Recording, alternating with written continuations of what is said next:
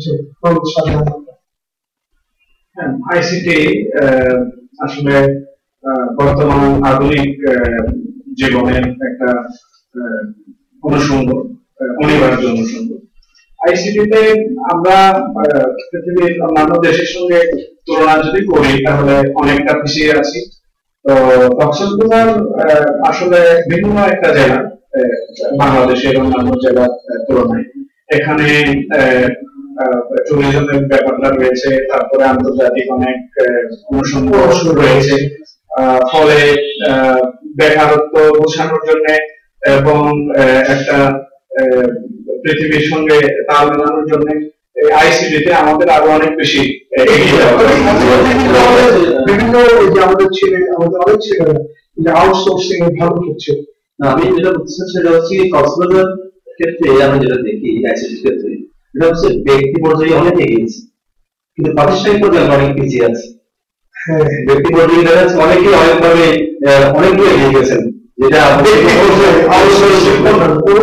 Outsourcing বলেন, যেটা ICT শিক্ষার ক্ষেত্রে বলেন, প্রাতিষ্ঠানিক বেশি বেশি আগাই এই দুটো সেদিকে লক্ষ্য দেওয়া এই ধরনের আমাদের প্রতিষ্ঠানের কারণে সেই প্রতিষ্ঠান আছে, তাও ব্যক্তি পর্যায়ে সরকার পর্যায়ে সম্প্রতি হাইটেক পার করে একটা পরিকল্পনা রয়েছে। এই পরিকল্পনা বাস্তবায়ন করুন আমরা প্রাতিষ্ঠানিক আমাদের হাতে আছে আরো একটি দৈনিক আজকের দেশ বিদেশ, সেখানে যথাযথ রাষ্ট্রপতি প্রধানমন্ত্রী সরকার প্রধানমন্ত্রী বলেছেন এই বিষয়টি দেওয়া হচ্ছে। এছাড়াও এখানে সাংকেতিক চিহ্ন সংবলিত সাইনবোর্ডে কক্সবাজারের টেকনাফ সড়কের বাঁকে বাঁকে সড়ক দুর্ঘটনা। আরেকটি সংবাদ আছে, জেলা আওয়ামী লীগের কমিটি গোলক থানায় নেতা করবে না। এখানে অত্যন্ত গুরুত্বপূর্ণ দুটি সংবাদ। একটি হচ্ছে যে কক্সবাজার সড়কে কিন্তু কোনো নির্দেশনা সংবলিত কোনো সাইনবোর্ড অথবা কোনো চিহ্ন সাইনবোর্ডে এখানে একটু দেখে থাকি কক্সবাজারের লোকাল সাংবাদিকতার ক্ষেত্রে যেটা আমরা ধরি এই নিউজ সাইটের কথা বলি নিউজ, এখানে প্রায় নিউজ ভিজিট করা হয়, কিন্তু এটা বাস্তবায়ন হয় না। এটা সবচেয়ে যোগ্যতা হচ্ছে আমরা প্রশাসন বলেন যাদের যাদেরকে দেখা দরকার হলেও তারা কিন্তু দেখেন না, কিন্তু বাস্তবায়ন হয় না। আমার যেটা মনে হচ্ছে এখানে আসলে এই যে পজিটিভ নিউজ গুলো, এটা আমাদের পজিটিভ নিউজ, এই পজিটিভ নিউজ গুলো নিয়ে যে সংশ্লিষ্ট যে কর্তৃপক্ষ তাদের এটা নজর দেওয়া দরকার। আর সবচেয়ে বড় যেটা বেশি এখন এই মুহূর্তে সচেতনের জন্য এটা হচ্ছে জেলা আওয়ামী লীগ যে কমিটি, এটাকে আমরা আসলে শুধু মিডিয়া না সাধারণ মানুষের খুব বড় বড় মধ্যে আছে যে এটা আসলে সত্যি কিন্তু আমাদের যেটা মনে হয়েছে একটা সময় হয়তো তিনি বললেন আজকে 4-5 দিন আগে বললেন যে কি না প্রধানমন্ত্রী মৌখিকভাবে বলেছেন যে এটা তুমি সভাপতি তুমি সেক্রেটারি, এটা কিন্তু মৌখিক কথা, কিন্তু কাগজপত্র আর কিছু নেই। তার দুদিন পরে এসে ওই দুজন ব্যক্তি একজন প্রশাসন দিয়েছে দুজন মেম্বারকে বললেন যে কি আমাদেরকে কমিটি হয়ে গেছে, অনুমোদন হয়ে গেছে, এখন এই যে কিন্তু এখন দেখা যাচ্ছে আসলে কোনোদিন কিছুই হয়নি পর্যন্ত। সর্বশেষ আজকে আমার ঢাকার সাথে আলোচনা হয়েছে যে পক্ষে ঠাকুর থাকে এটা আমার মুখ দেখতে জাতি করে দেওয়া হোক থাকে না, এটি আওয়ামী লীগের কমিটি অবশ্যই সাথে আরেকটি খুব ইন্টারেস্টিং সংবাদ আছে। উন্নয়নের ধারায় নৌকায় লড়াকু যাত্রী ব্যারিস্টার নওরুজ রাসেল, অর্থাৎ আমরা নতুন অনেক মুখ দেখতে পাচ্ছি ব্যারিস্টার বিজয় সাহেব এই সরকার আসলে। নওরুজ রাসেলও কিন্তু এই সরকার আসলে তিনি সাবেক সংসদ সদস্য বীরেন্দ্র চৌধুরীর ভাদসপুত্র অধ্যক্ষ মধুমা স্বামী রেশমিনের ছোট ভাই সে ব্যারিস্টার নওরুজ রাসেল, সেও 1992 পত্র কিনেছে। তো যা হোক একটু ভালো কিছু মুখ আমরা দেখতে পাচ্ছি রাজনীতি থেকে শুভ উদ্যোগ, তবে একজনকেই দেবে শেষ পর্যন্ত নৌকার মাঝি হবে একজন। আমাদের হাতে আছে দর্শক আরো কয়েকটি দৈনিক রূপসী গ্রাম, অত্যন্ত সম্ভাবনা এই সংবাদ এখানে ছাপানো হচ্ছে। পুবখালীতে নির্মিত হচ্ছে রাবার ড্যাম, শুষ্ক মৌসুমে চাষের আওতায় আসবে অতিরিক্ত 6000 হেক্টর জমি। এবং এখানে আরেকটি সংবাদ আছে, প্রাথমিক শিক্ষা সমাপনী পরীক্ষা দিল রাম দৃষ্টি প্রতিবন্ধী তরুণ রূপা বড় ও পিঙ্কি বড়। এখানে তো এই সম্ভাবনা সংবাদ চাইতেও খুব হৃদয় আকর্ষক যে সংবাদটি, দুই প্রতিবন্ধী বড় এরা চোখে দেখে না, তারা দিচ্ছে এই মানুষের শিক্ষার প্রতি আগ্রহ অগ্রসরতা কিভাবে দেখছেন আপনি সাজা? আসলে বিষয়টা আপনি যেভাবে বলেছেন খুবই দৃষ্টি আকর্ষণ, যে দৃষ্টি প্রতিবন্ধী নতুন পরীক্ষা দিচ্ছে, যে বিষয়টি আজ থেকে বছর দশেক আগে গার্ডিয়ানরা বা মানুষজন নাগরিকরা চিন্তা ভাবনাও করতেন না। তো আমরা যে জাতি হিসেবে একেবারেই ফ্যাশনের দিকে যাচ্ছি সেটা নয় আসলে। আমরা আশা জাগানিয়া কিছু সংবাদ, কিছু ঘটনাও কিন্তু দেখি।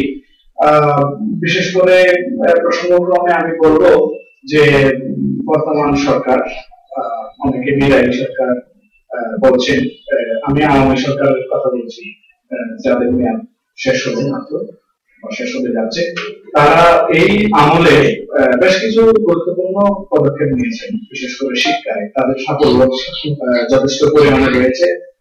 যেমন এ ধরনের প্রতিবন্ধী ছোট ছোট বাচ্চাদের শিক্ষামুখী করার ক্ষেত্রে, পরীক্ষামুখী করার ক্ষেত্রে, তাদের শিক্ষার অধিকার প্রদানের ক্ষেত্রে যথেষ্ট কিছু ইতিবাচক ভূমিকা রয়েছে। যেমন এই বাচ্চাগুলো অন্যান্য সাধারণ বাচ্চাদের চেয়ে আধা ঘন্টা সময় বেশি পাচ্ছে, এবং তাদেরকে নিশ্চয়ই অন্যান্য সহযোগিতাও করা হয়েছে। যে সরকারি হোক না কেন, ভবিষ্যতে এই সুন্দর প্রক্রিয়াটা বলা আছে হচ্ছে কি, যে সরকারের যে পিএইচি প্রক্রিয়াটা আমাদের ভবিষ্যতে কোনো কাজে লাগে না।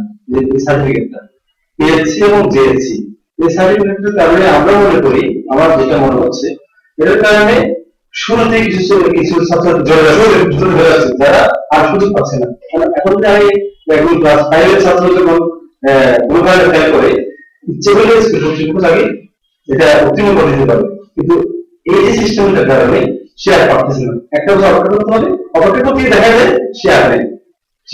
এখানে একটা সংবাদও আছে যে প্রথম দিনে জড়িত পড়লো 4575 জন শিক্ষার্থী।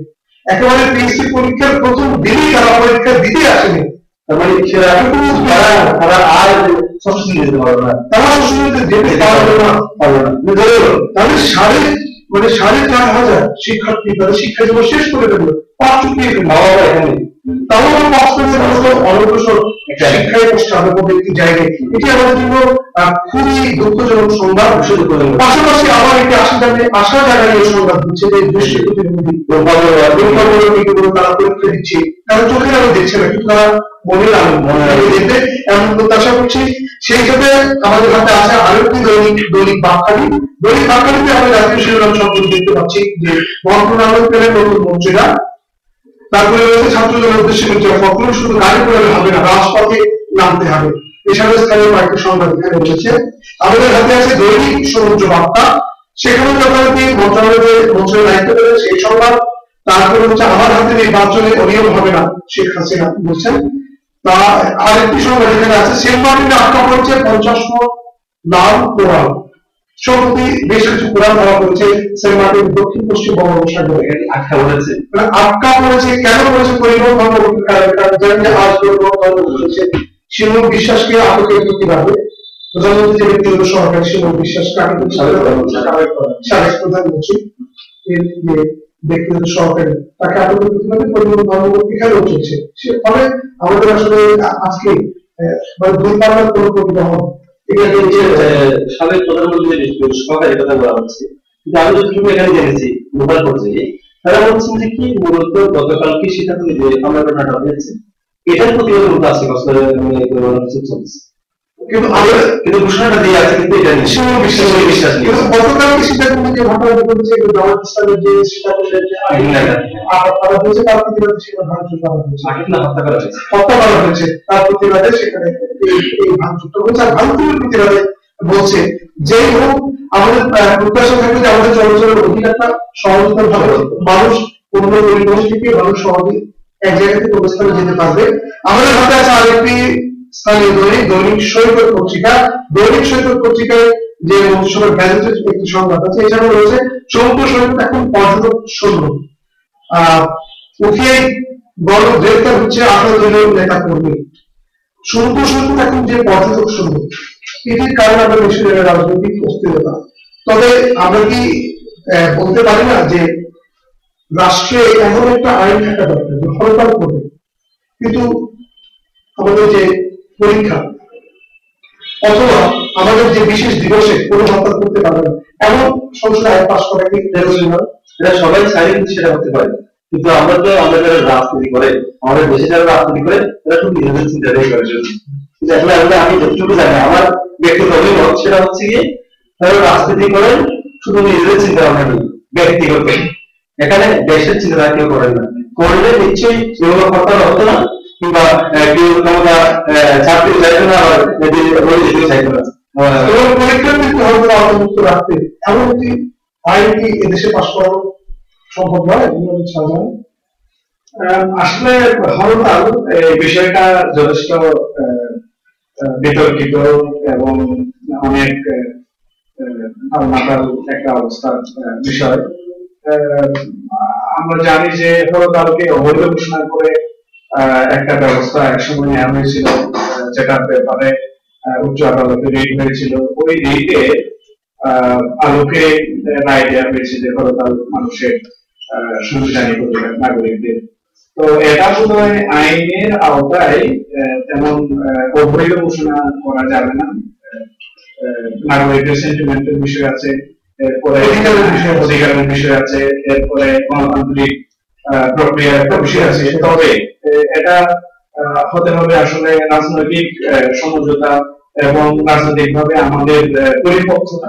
তো শুধুমাত্র পরীক্ষার সময় হরতাল না করতে তো এটা হাইকোর্টের রিট যে কোনো সাধারণ মানুষ করতেই পারে। হ্যাঁ, করতেই পারেন এবং সে ব্যাপারে নির্দেশনা আসতে পারে, তখন সেটা একটা হয়তো সুরা হতেও পারে। এটা খুব এই মুহূর্তে খুব আলোচিত বিষয়। আর আমাদের হাতে আছে আরেকটি দৈনিক কক্সবাজার বাণী। দৈনিক কক্সবাজার বাণীতে জেলা আওয়ামী লীগের নয়া কমিটি, সালাউদ্দিন সভাপতি, মুজিব চেয়ারম্যান সম্পাদক, কিন্তু আমরা আগে আলোচনা করছি আর পাকিস্তানি সংগঠন রয়েছে। এছাড়াও আমাদের হাতে আছে দৈনিক ইরানি। দৈনিক ইরানিতে মন্ত্রীদের দপ্তর বন্টন চূড়ান্ত, তার পাশে যে সংবাদটি রয়েছে সেকেন্ড দিন, প্রস্তুত সম্পূর্ণ কি আর বনভূমি খামছেরা জবর দপ্তর। আরেকটি সংবাদ আছে শহরের প্রাণপণে লাচ্ছিতে কেশব ছাড় এলাকাবাসী বিক্ষোভ। অর্থাৎ এখানে যে উঠিয়ে যে বনভূমি দপ্তর খামছেন, এটা তো আমাদের জন্য খুব অ্যালার্মিং, কারণ যে পরিবেশের জন্য পাশাপাশি এই যে উঠিয়ে যে বনভূমি, এটা অবশিষ্ট যে বনভূমিটি এটি সংরক্ষণ করা না গেলে আগামী দিনে আমরা কোথায় গিয়ে যাচ্ছি? সেটাই আসলে যে আমরা বনভূমিটা আসলে দখল মতো বন বিভাগের কারণে তাদের কি বলে তাদের অবহেলার কারণে বনভূমিগুলো।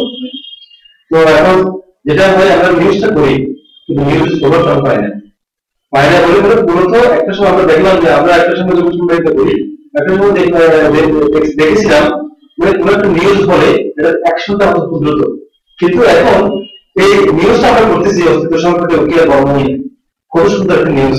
এটা আমাদের জন্য পজিটিভ নিউজ, আমরা নেগেটিভ নিউজ, কিন্তু যাই হোক এটা কিন্তু বাস্তবায়নটা এটার অ্যাকশন আমরা দেখি না। এটা আসলে আমাদেরকে এটা লোকাল করে যারা রাজনৈতিক নেতৃত্ব আছে এগুলো তাদেরকে দেখা দরকার। আসলে আরেকটা বিষয় হচ্ছে সাধারণ দেখছেন যে প্রাণপণে লাচ্ছিতে কেশব ছাড়, এটি অত্যন্ত ন্যাক্কারজনক ঘটনা। এবং এখানে এইসব দেখার জন্য যে আমাদের যে স্যানিটেশন, আমাদের যে স্যানিটারি ইন্সপেক্টর, আমরা তার যে এখানে যে নজরদারির বিষয় আছে এসব আমরা দেখছি না, এবং মাননীয় সংস্থা আর কোনো দৃশ্যমান পদক্ষেপ আমরা দেখছি। তাহলে কি খাচ্ছি আমরা? আসলে আমি একটু সোজা সাপটা কথা বলবো ব্যাপারে। তাদের কাজ তারা করছেন। বাংলাদেশে বা এরকম মহাদেশে সরকারি অফিসে, দপ্তরে, অফিসের কর্মকর্তা কর্মচারীরা যা করেন সেটাই করছেন। ফি নিচ্ছেন তারা, তাদের প্রোপাইশ সত্যি কামিয়ে নিচ্ছেন। মাসের শেষে মাসান্তে তাদের বেতনটা ঠিকই তারা তুলছেন, কিন্তু দর্শনীয় কাজের কাজ কিছুই কখনো করেনি। এই জন্য আমি তাদের উপর নির্ভর করার চেয়ে আমি নির্ভর করবো জনগণের, নাগরিকদের সচেতনতার উপরে, বিশেষ করে ভোক্তা অধিকার নিয়ে সোচ্চার হতে হবে। আমি প্রসঙ্গক্রমে একটু বলতে চাই যে জাতীয় পর্যায়ে কনজিউমার অ্যাসোসিয়েশন অফ বাংলাদেশ, যেটাকে আমরা ক্যাব বলি, সেটা এখানেও কিন্তু একটা কমিটি রয়েছে, যে কমিটির সভাপতি আপনাদেরই একজন সহকর্মী সাংবাদিক আর একজন ভদ্রমহিলা রয়েছেন তার সঙ্গে যাকে আমি ব্যক্তিগতভাবে চিনি না।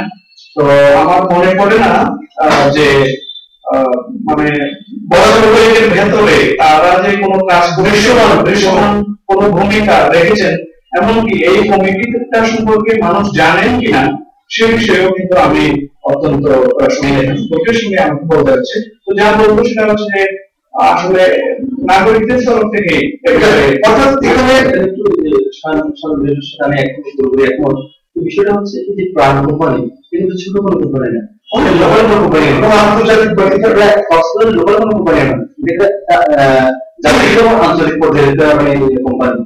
এদের অবস্থা যে এই হয় সেটা এই পরের অবস্থা কি হবে এটা। আর এইখানে এই ক্ষেত্রে সার্জন ভাই যেভাবে বলছিলেন যে শুধুমাত্র তাদের উপর নির্ভর করবে, আমাদের এখানে ক্রেতা সাবধান নীতি অবলম্বন করতে হবে। এবং আমরা আশা করবো যে কক্সবাজারের যে মানুষ, সিভিল সোসাইটি এবং কক্সবাজারের যে ক্যাব রয়েছে তারা সক্রিয় হয়ে উঠবেন। আমাদের হাতে আছে আরেকটি দৈনন্দিনে যেটা প্রধান শিরোনাম, যাত্রা শেষ করলো নবম সংসদ, এবং আরো পোস্টে ইন্টারনেটে জঙ্গি সালামের গোপন খবর। এই যে জঙ্গি সালাম কক্সবাজার থেকে আলোচিত জঙ্গি, তাকে নিয়ে একটি সংবাদ রয়েছে, আর আরো কয়েকটি স্থানীয় সংবাদ রয়েছে। তারপরে যে দৈনিকটা আমাদের হাতে আছে আমাদের কক্সবাজার, এখানে যে প্রধান শীর্ষ সংবাদ, যে প্রধান যে শিরোনাম করা হয়েছে সেটা হচ্ছে বাড়ছে বসতি, রাজপথে রোহিঙ্গা। মোহাম্মদ শাহজাহান, আপনি বিষয়টাকে কিভাবে দেখছেন যে এই যে বসতি, রোহিঙ্গাদের এই বসতি বাড়ছে, তাদেরকে রাজনৈতিক ভাবে ব্যবহার করা হচ্ছে, অভিযোগ রয়েছে, আসলে এর যে একটি ডিউরেবল সলিউশন, স্থায়ী সমাধান কিভাবে করা যায়? রোহিঙ্গারা আসলে আমাদের দেশে আশ্রয় নিয়েছেন, আমাদের প্রতিবেশী দেশের সরকার বা জনগোষ্ঠীর বিভিন্ন একটা জনগোষ্ঠীর হাতে নিগৃহীত, নির্যাতিত, অত্যাচারিত হওয়ার ফলে। আবার এই বিষয়টা নিয়ে কিছুটা বিতর্ক রয়েছে, কেউ কেউ বলতে চান যে তারা আসলে প্রসিকিউটেড পপুলেশন যতটা না, তার চেয়ে বেশি ইকোনমিক মাইগ্রেন্ট। হ্যাঁ, বিষয়টা আসলে খুব গভীরভাবে দেখা হয়নি, কোনো গবেষণা তেমন একটা করা হয়নি, গবেষণা করলে এটা বোঝা যেত। তবে আমরা আন্তর্জাতিক নিরপেক্ষ যে সমস্ত সংস্থা, অ্যামনেস্টি ইন্টারন্যাশনাল থেকে শুরু করে হিউম্যান রাইটস ওয়াচ, এদের বক্তব্য বা রিপোর্ট গবেষণা থেকে কিছু জানতে পারি যে তারা আসলে নির্যাতিত একটা জনগোষ্ঠী, যে কারণে সবচেয়ে বেশি নির্যাতিত জনগোষ্ঠী বলা হচ্ছে। হ্যাঁ, এটা বলা হচ্ছে যে মোস্ট প্রসিকিউটেড পপুলেশন বলা হচ্ছে। তো তাদের প্রতি আমাদের সহমর্মিতা, আমাদের যে দায়িত্ব মানব সন্তান হিসেবে তাদের প্রতি, সেটা আমাদের সবসময় নজরে রাখতে হবে। আবার পাশাপাশি আমাদের যে দেশ, আমাদের যে আভ্যন্তরীণ সামর্থ্য, সেই সীমাবদ্ধতা গুলো আমাদের মনে রাখতে হবে। আমরা আসলে আমাদের দেশের নিজস্ব যে জনগোষ্ঠী বিশাল পরিমাণ, সেখানে আমরা হিমশিম খাচ্ছি। বাইরের একজন মানুষকেও সাপোর্ট দেওয়াটা আমাদের জন্য কঠিন, খুব কঠিন। কিন্তু দুর্ভাগ্যের বিষয়, 2012 সালে যখন আবার পুনরায় ওই দেশে একটা গোলমেল পরিস্থিতি হলো, হাজারে হাজারে রোহিঙ্গারা আমাদের দেশে আবার আশ্রয়ের জন্য আসতে চাইলে, তখন যথাযথভাবে বাংলাদেশ এটার বিপক্ষে একটা প্রতিরোধ গড়ে তুলেছিল নিজস্ব দায়িত্বে। তো এই বিষয়ে আমি খুব ইন্টারেস্টিং একটা বিষয় দেখলাম যে আন্তর্জাতিক সংস্থাগুলো সমস্যার যে উৎস মায়ানমারের উপর কোনো ছাপ সৃষ্টি করতে তাদেরকে দেখা গেল না, বরঞ্চ বাংলাদেশের উপর বলা হলো যে open your doors so that refugees can cross over to this side of the border. তো আমার কাছে খুব বিষয় 1954 সালে যে ইউএন কনভেনশন আছে সেখানে কিন্তু বাংলাদেশ সিগনেটরি না, রিফিউজি কনভেনশন, শরণার্থী বিষয়ে যে কনভেনশন সেখানে বাংলাদেশের স্বাক্ষরকারী দেশ না হলেও দীর্ঘ 2 দশক ধরে কিন্তু রোহিঙ্গাদের বাংলাদেশ চালিয়ে যাচ্ছে, বাংলাদেশের মানুষ চালিয়ে যাচ্ছে। এটা অনেক বড় বিষয়। একটু ইন্টারেস্টিং, আমি আরেকটু সময় নেব। আসলে রিফিউজিদের ব্যাপারে সারা বিশ্বে সর্বপ্রথম যে কনভেনশনটা হয়, জাতিসংঘের যে আইনটা, যেটাকে আমরা কনভেনশন বলি, সেটা 1951 সালে কনভেনশন, সেখানে relating to the status of refugees 1951। এরপরে এটা প্রটোকল হলো 1967 সালে।